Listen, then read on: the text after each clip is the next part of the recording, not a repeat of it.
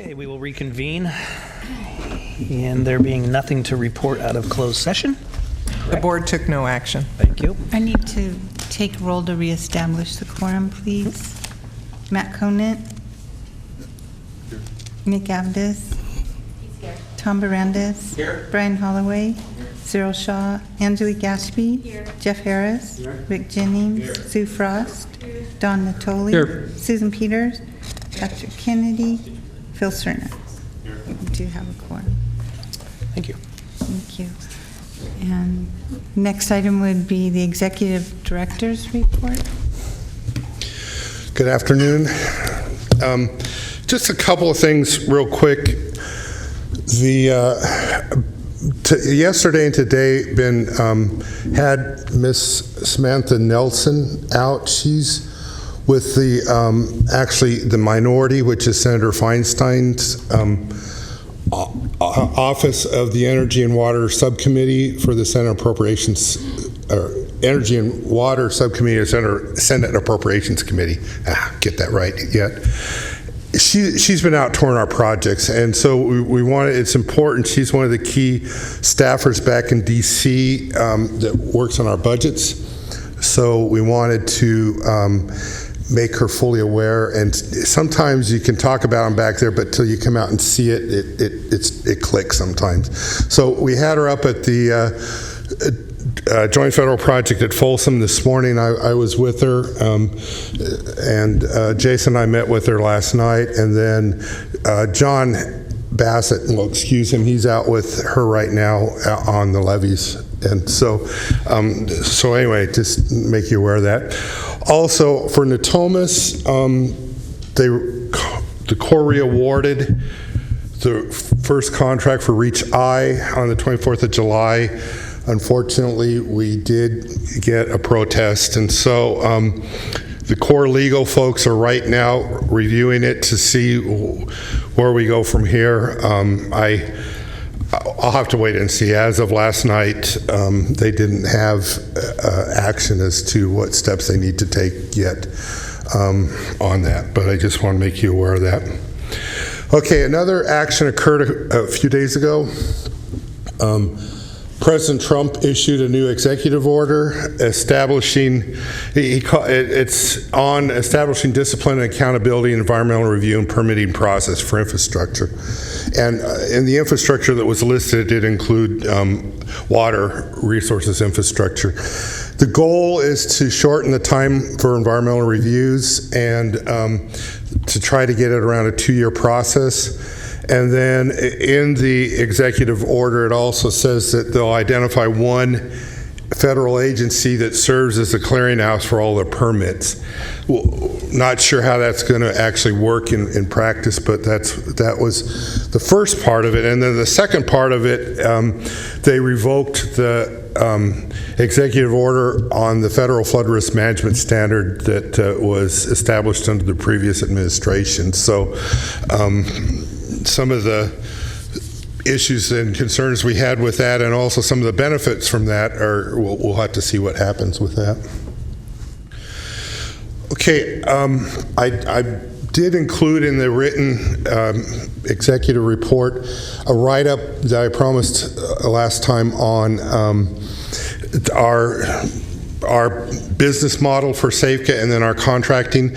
And also in there, we did include the board policy on our contracting policy. So in reviewing that and in hearing the comments that we had, we're going to go through it. It really needs some updating there. So we're going to go through and make some proposed changes to it and meet with the Finance Committee and talk about those, and then we'll bring them back to the board in the future on that. So I just wanted to make you aware of that and make you aware that I did include that write-up in there.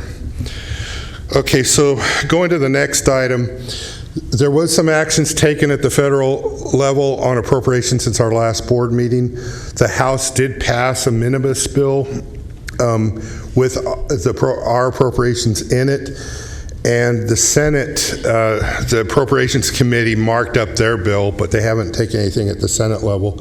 Because of the earmark ban, the best, they can only accept what's in the president's budget or reduce it. So as you see in all those, they kept what was in the president's budget for ours. Now, where we have some opportunities is in the House version, they added almost $290 million for additional construction for flood projects that is to be divvied out in a work plan, and then the Senate added about $275 million, so they'll have to reconcile that. But it looks like we'll have opportunities to increase our budget like we have in the past years through a work plan. The bad news is I don't know when they're going to pass that appropriations bill. The federal fiscal year ends September 30th, and they are on recess right now.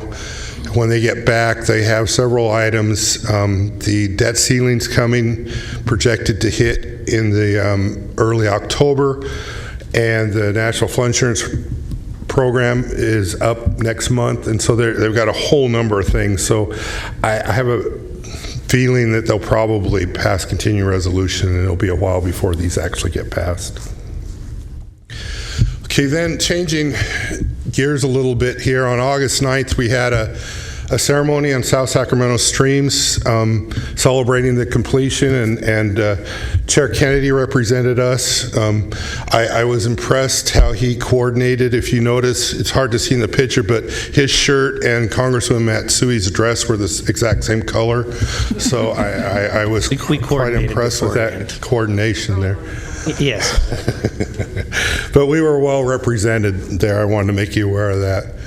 And then finally, coming up October 17th, you'll all be invited. We're going to have a ceremony for the completion of the joint federal project out at Folsom. It'll be at 10 in the morning on the 17th. So I'll get more information as we get a little closer, but I just want to make you aware of that. Then I'll see if there's any questions. Any questions? Okay, thank you. Consent matters, item 3 through 6 are in order. Consent. Second. Moved by Vice Chair Abda, second by Vice Chair Harris. Are there any questions or comments before we take a vote? All those in favor? Aye. Opposed? Abstain? Thank you. Separate matters, item number 7, approving the 2017 urban level of flood protection adequate progress annual report for distribution to and use by local and state agencies.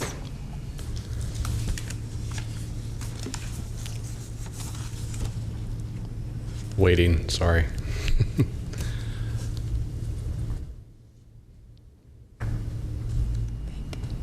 I'll tell you what.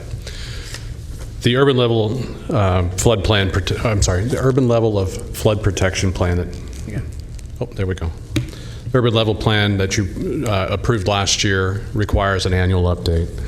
So under the state laws that require this plan, you can see that we have to meet or be making progress towards 200-year or 100-year flood improvements and protection.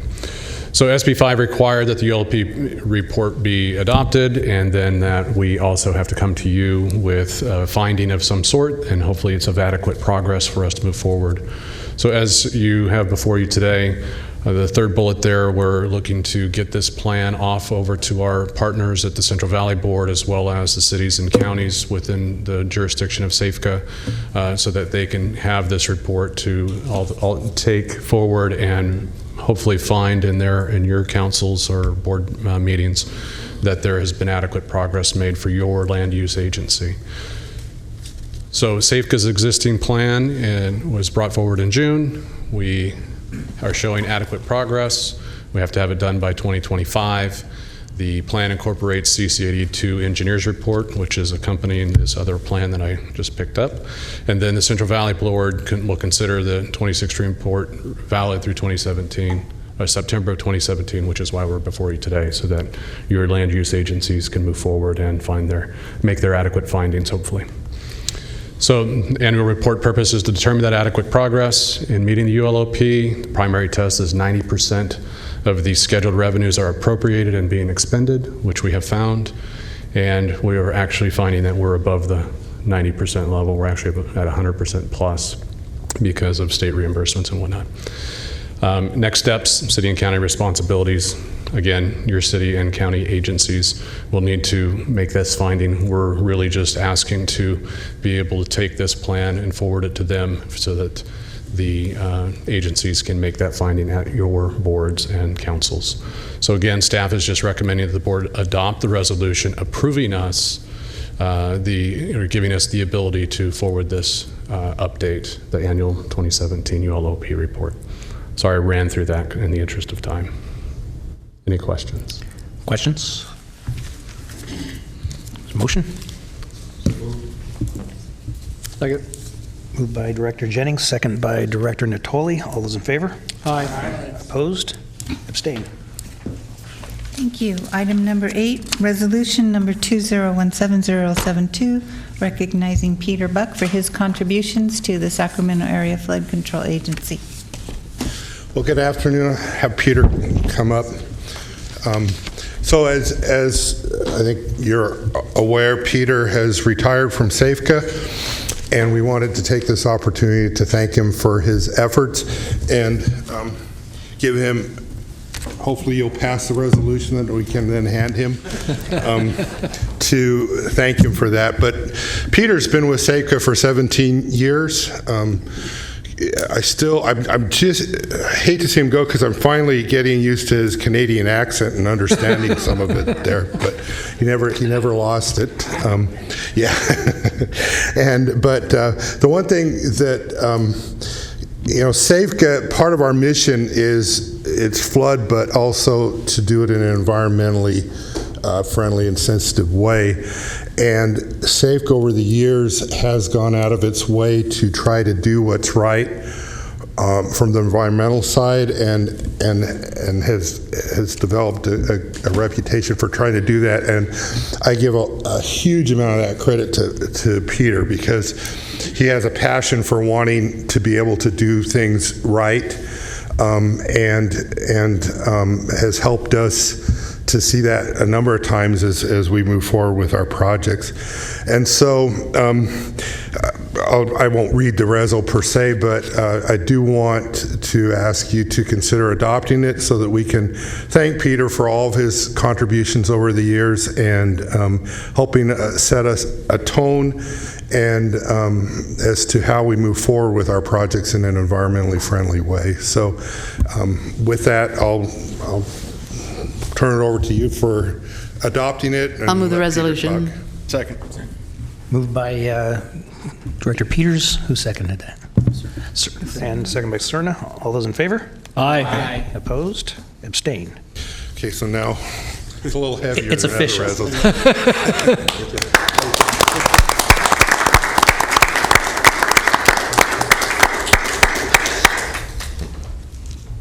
Thank you, Rick. Thank you, members of the board. I had to write a couple things down here. You're saying. What's that? I didn't hear that. That's good. Maybe that's a good thing. This has really been a truly exceptional and transformational experience to come here to SAFCA. I never thought that I'd live in California. It was about 18 years ago, around this time, when I saw the solicitation. And back then, stuff was starting to get out on the internet, jobs. And we had a daughter with a disability. We were living just below the panhandle of Alaska. There's an archipelago of islands up there. And we had to make a move for our daughter. And this opportunity appeared in Sacramento. And I threw my name in the ring. And thanks to Tim's, I guess, taking a risk on a foreigner,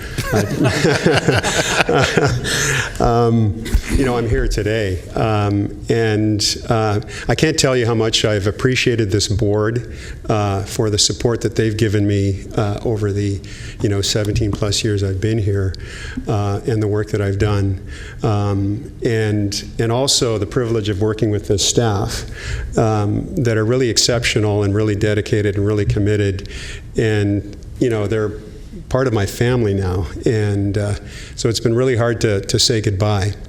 I'm I'm really passionate about the work that I do, and I feel like our environment's under threat, and I have done my best to take what we have to leverage it to do good things for the environment, for the things that sustain us, the air and the water and all that other stuff. So I appreciate that leeway and that support. It's been really fun. I've learned a lot about engineering. I've kind of morphed into a bit of an engineer, and John and Pete aren't here to kind of support that statement, but it's been really great, and I just want to thank you again, and thank you the staff. So thank you very much.